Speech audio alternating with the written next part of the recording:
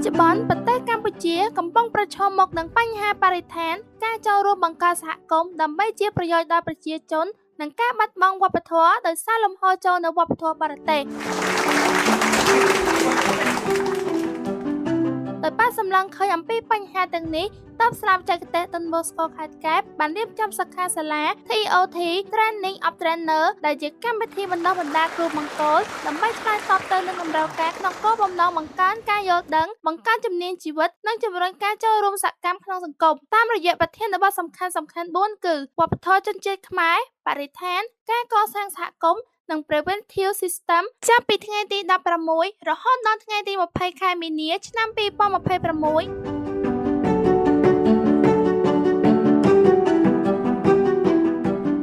ហើយការសិក្សានៅឆ្នាំ1977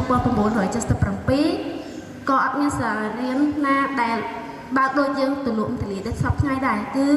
បើកជាសហគមន៍ណាតាមភូមិហើយសាលារៀនដែលបរៀននោះគឺ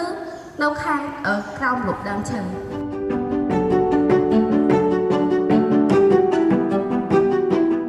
មានខ្សែមានស្មានអាហ្នឹងក៏វាជាជាតិពុលដែរតែគឺថាមនុស្សដឹងថាប្រើប្រាស់អាហ្នឹងប៉ះពាល់ដល់ហេតុអីមិនប្រើប្រាស់យើងសុខចិត្តទៅផ្ទះវិញដើរអត់ទេតែគឺថាហេតុអីបានសាលាលើកយកចំណុចនេះមកឲ្យពួកយើងរៀនដើម្បីឲ្យយើងរស់នៅក្នុងសម័យកាលទំនើបតែយើងអត់ភ្លេចដើមកំណើតរបស់យើង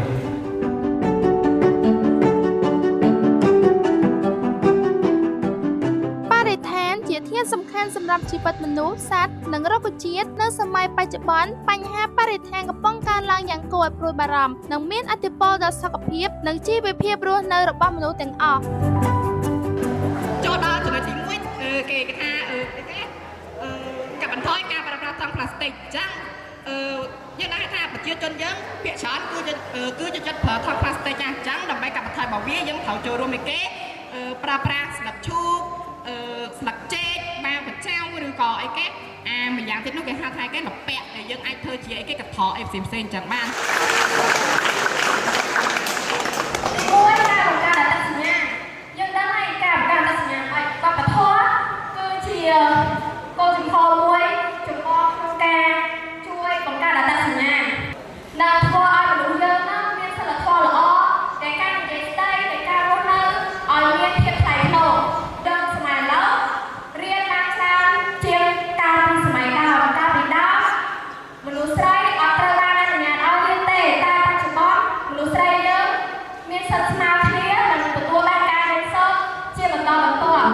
វប្បធម៌ខ្មែរកំពុងប្រឈមមុខនឹងការបាត់បង់យ៉ាងគួរឲ្យព្រួយបារម្ភដោយសារតែឥទ្ធិពលនៃសម័យនិយមនិងការចូលរួមវប្បធម៌បរទេសម្យ៉ាងវិញទៀតប្រជាជនមួយចំនួនមិនសូវចាប់អារម្មណ៍លើប្រពៃណីនិងទំនៀមទម្លាប់បុរាណប៉ុន្មាននោះទេ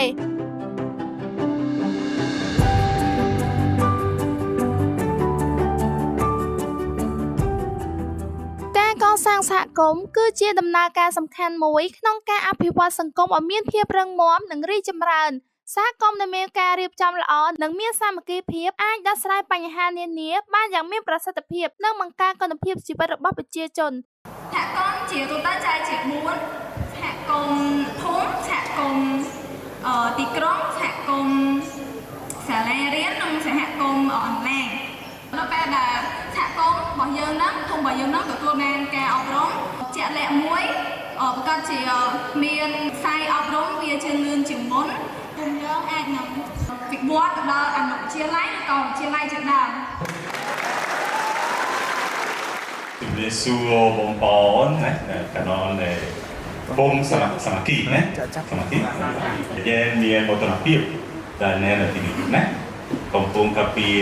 បដិតានណាដែលនេះគេអស់គឺជាបងប្អូនណាជា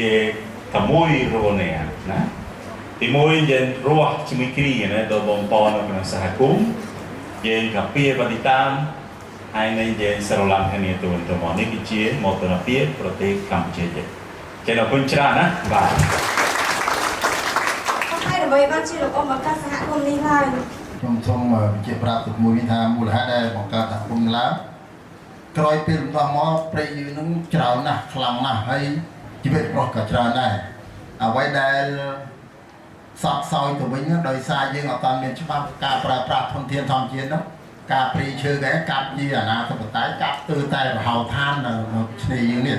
ហើយអ្នកណាធ្វើអីធ្វើទៅហើយជាដំបូងនោះចាស់ក្នុងមូលដ្ឋានក៏មួយនាំមានស្អួយតែការអត់ផលិតសាបាត់បង់អីចឹងណាតែគុំការសម្ដៅដើម្បីត្រួតត្រងកម្រិតជីវភាពបងប្អូនយើងឲ្យមានព្រីកងកាងយើងដាំស្រាឡើងវិញយើងនាំគ្នាមើលថែហើយនឹងអភិរក្សព្រីកងកាងឡើងសន្ទុះនៃការយើងបង្កើតសហគមន៍ហើយយើងការពារបានផលិតសាបើយើងប្រៀបធៀបថាក្រោយពេលដែលយើងមានព្រីឈើមានជំរងមច្ឆាជាតិជំរកជីវិតរបស់នោះសន្ទុះនៃផលិតសាកើនឡើង ក្រោយពីសិក្ខាសាលានេះចប់ខ្ញុំបានទទួលបានចំណេះដឹងជាច្រើនអំពីការកសាងសហគមន៍ការអភិរក្សព្រៃកោងកាងនិងការនេសាទលក្ខណៈបែបគ្រួសារក្នុងនាមខ្ញុំជាយុវជនជំនាន់ក្រោយខ្ញុំពិតជាមានអារម្មណ៍សប្បាយចិត្តមែនទែននៃការចូលរួមសិក្ខាសាលាថ្ងៃនេះព្រោះខ្ញុំបានយល់ដឹងអំពីការថែរក្សាព្រៃឈើខ្ញុំគិតថាពួកយើងទាំងអស់គ្នាគួរតែយល់ដឹងអំពីការថែរក្សាព្រៃឈើការដាំដុះព្រៃឈើនិងការអភិរក្សព្រៃឈើ ជំរាបសួរខ្ញុំបាទឈ្មោះខៅតារាមកពីផ្នែកព័ត៌មានវិទ្យាថ្ងៃនេះខ្ញុំពិតជាសប្បាយចិត្តណាស់ដែលសាលាបានរៀបចំនៅកម្មវិធីសិក្ខាសាលាដើម្បីឲ្យសិស្សនិស្សិតទាំងអស់យល់ដឹងអំពីការថែរក្សាបរិស្ថានកម្មវិធីសិក្ខាសាលានេះបានផ្ដល់ឲ្យខ្ញុំយល់ដឹងទាំង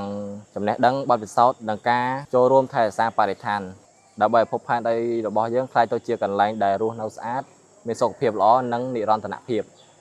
ជំរាបសួរនាងខ្ញុំឈ្មោះហេនចានីមកពីផ្នែកវិទ្យាសាស្ត្រលេខាធិការថ្ងៃនេះខ្ញុំពិតជាសប្បាយរីករាយណាស់ដែលបានចូលរួមពិធីសិក្ខាសាលាស្ដីអំពីការកសាងសហគមន៍ការបកស្រាយរបស់អ្នកគ្រូថ្ងៃនេះធ្វើឲ្យខ្ញុំយល់ដឹងកាន់តែច្បាស់ពីតួនាទីរបស់មនុស្សម្នាក់ចូលរួមចំណែកអភិវឌ្ឍសហគមន៍ឲ្យ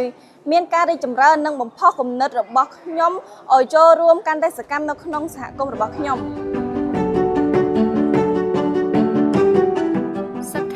រយៈពេល 5 ថ្ងៃនេះបានបញ្ចប់ដោយជោគជ័យនិងទទួលបានការពេញចិត្តពីអ្នកចូលរួមតាមរយៈប្រធានបទទាំង 4 អ្នកចូលរួមមិនត្រឹមតែទទួលបានចំណេះដឹងទេប៉ុន្តែថែមទាំងទទួលបានការបំផុសគំនិតនិងការលើកទឹកចិត្តក្នុងការចូលរួមអភិវឌ្ឍសង្គម